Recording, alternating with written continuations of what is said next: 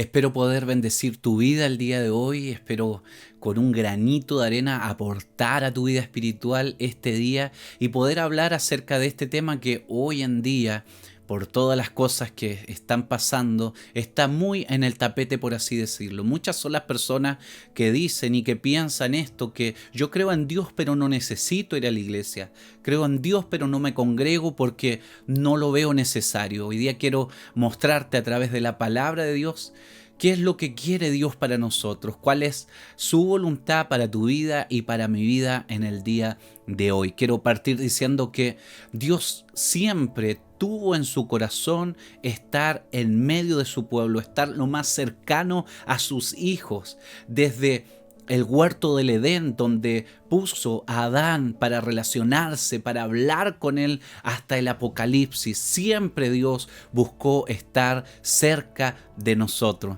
Podemos ver otras instancias como lo fueron el tabernáculo de Moisés, allí en el monte Sinaí, donde Dios le da las instrucciones de cómo levantar este tabernáculo, que fue una tienda, ¿cierto?, en donde se le rendían sacrificios, en donde se le rendían ofrenda a Dios. En medio de su pueblo, esta tienda portátil estaba con ellos.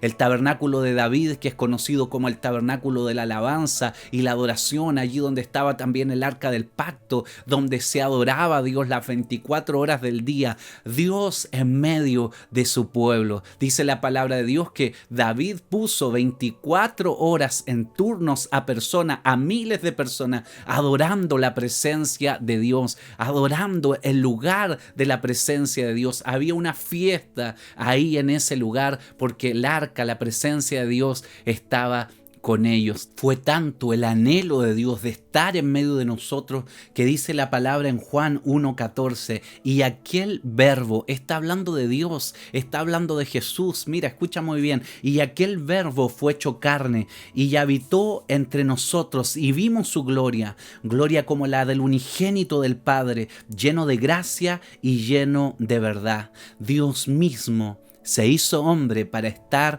en medio de nosotros. Es el mismo Jesús que levanta al apóstol Pablo. ¿Y por qué hablo del apóstol Pablo?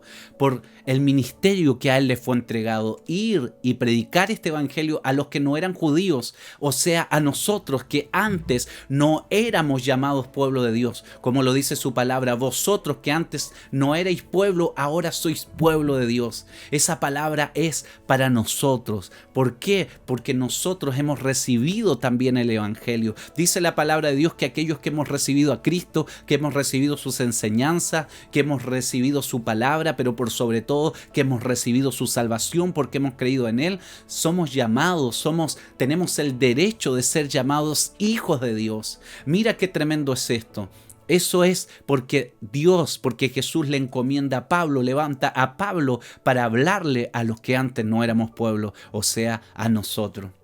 ¿Cuál fue el ministerio de Pablo? Predicar, hacer viajes misioneros. ¿Y qué es lo que hace en estos viajes misioneros? Mira, fíjate la importancia de estos viajes misioneros. ¿Qué es lo que levanta Pablo en estos viajes? Levanta iglesias, levanta lugares donde se predicara la palabra de Cristo, en donde se predicara el evangelio, en donde se adorara a Cristo, en donde se reunieran en torno a su presencia.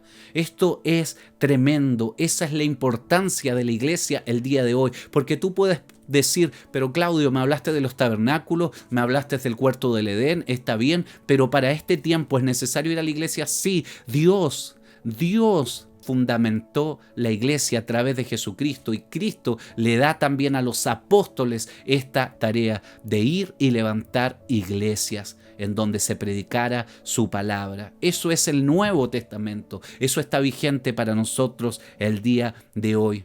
Fíjate que son algunas veces que podemos ver el enojo de Dios en la palabra. Y una de las veces en donde Dios se enoja con su pueblo es cuando dejan la construcción, la reconstrucción del templo para después.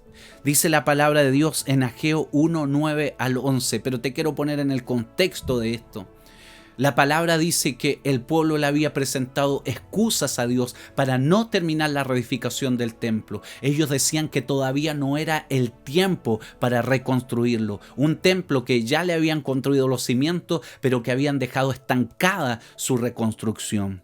Fíjate cómo responde Dios a esto, cómo podríamos llamar estancamiento o esta flojera o esta falta de discernimiento. Ageo 1:9 al 11 dice: buscáis mucho, mira cómo Dios reprende a su pueblo, buscáis mucho y halláis poco, y encerráis en casa, y yo lo disiparé en un soplo. ¿Por qué? Dice Jehová de los ejércitos: por cuanto mi casa está desierta, y cada uno de vosotros corre a su propia casa. Por eso se detuvo de los cielos sobre vosotros la lluvia, y la tierra detuvo sus frutos, y también la sequía sobre esta tierra, y sobre los montes, sobre el trigo, sobre el vino, sobre el aceite, sobre todo lo que la tierra produce, sobre los hombres y sobre las bestias, y sobre todo el trabajo de manos. Mira lo que ocurrió por dejar el templo para después. ¿Qué es lo que ocurre? Dios cerró los cielos prácticamente. Cerró la bendición del cielo para su pueblo. ¿Por qué? Porque ellos dijeron: lo dejaremos para después, construiremos el templo después. Pero Dios estaba interesado en su templo porque era el lugar de congregación, era el lugar donde se congregaba su pueblo en torno a él. Y Dios se enoja tanto con ellos, y se enoja también porque ellos prefirieron primero hacer sus casas. Dice la palabra de Dios que fueron casas lujosas que ellos se habían hecho, pero sin embargo la casa de Dios estaba desierta, y Dios se enoja por eso. Me llama la atención también, me llegaba mucho al corazón esto, que el mensaje de Apocalipsis es un mensaje de Jesús a su iglesia. Este no es un mensaje que va a los no creyentes, ni a los que no se congregan, ni a los que no creen en Él. Este no es un mensaje simplemente para creyentes, este es un mensaje para la iglesia de Jesucristo. Apocalipsis 1:11 dice: yo soy el alfa, está hablando Jesús, y la omega, el primero y el último. Y le dice a Juan lo siguiente: escribe en un libro lo que ves y envíalo. ¿A dónde tienes que enviar este mensaje, Juan? Mira.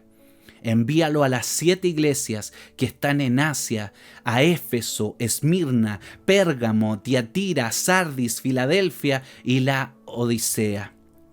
Esto nos da una muestra muy significativa de que Dios, cuando habla, le habla a su iglesia. ¿Qué importancia tenía este mensaje? Todos sabemos que el libro de Apocalipsis es un libro muy importante y muy revelatorio en estos tiempos sobre todo. Y este mensaje fue para las iglesias que en ese tiempo estaban fundamentadas en el nombre de Cristo. Amén. Y finalmente quiero terminar con esto. Cuando una persona tiene un encuentro con Jesús, o por lo menos así me ocurrió a mí, lo único que quiere es estar donde se alabe su nombre, donde se predique su palabra. Lo único que quiere es conocer personas que compartan su fe. Cuando una persona realmente tiene un encuentro con Cristo, no se va a perder culto alguno. Cuando yo empecé en el Evangelio, iba a una y otra iglesia. Claro, era nuevito. Si no había culto en mi iglesia, iba a otra y así. Pero quería estar ahí. Quería estar en donde pudiera sentir la presencia de Dios. La palabra dice que donde hay 2 o 3 reunidos, ahí está la presencia en medio de nosotros. Y la presencia de Dios está en las iglesias. Y está en todo lugar, sí, es verdad. Pero Dios ha decidido manifestarse en su iglesia. Dios siempre tiene una palabra fresca por medio de nuestros pastores. Siempre hay sanidad cuando nos congregamos. Siempre el amor de Dios se derrama donde están los hijos de Dios congregados. Yo soy padre de 3 hijos, y cuando mis hijos están juntos, a mí eso me encanta. Cuánto más a Dios le va a gustar que sus hijos estén unidos. Amén. Y congregados alrededor de su presencia y en su nombre. Yo te bendigo. Si has dejado de congregarte, vuelve a congregarte. Si estás alejado de Dios, reconcíliate con Dios. Pero ve al lugar en donde Dios te quiere ver, que es en su iglesia. Vuelve a postrarte delante de Dios, vuelve a pedirle perdón a Dios, pero vuelve a congregarte.